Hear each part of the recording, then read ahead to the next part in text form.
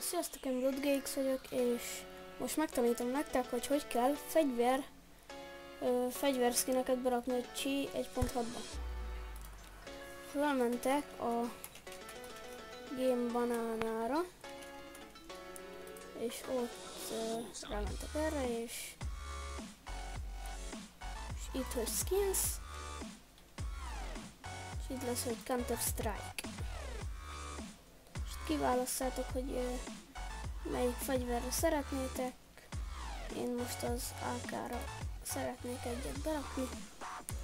Kinézzünk egyet, és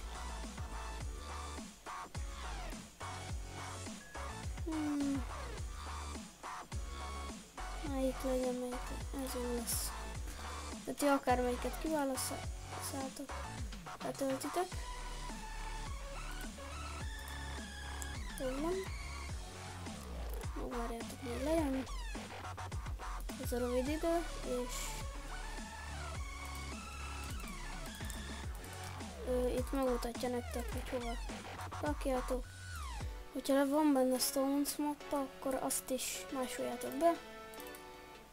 Most nekem itt van, hogy Models és Stones.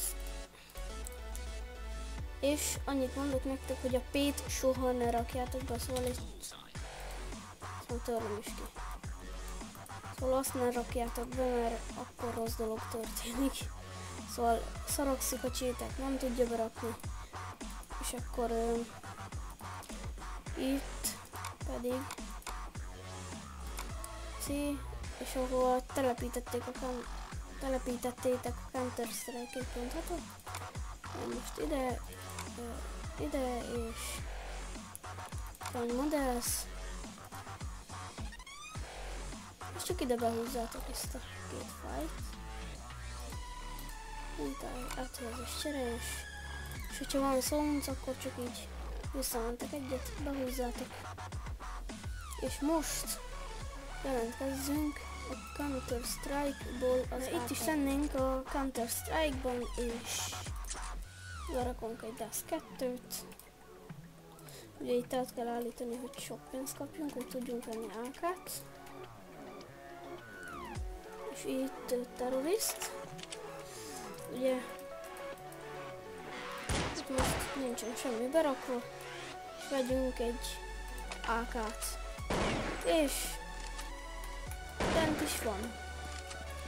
És akkor itt lehet ilyet csinálni, meg lehet ilyet csinálni, lehet ilyet.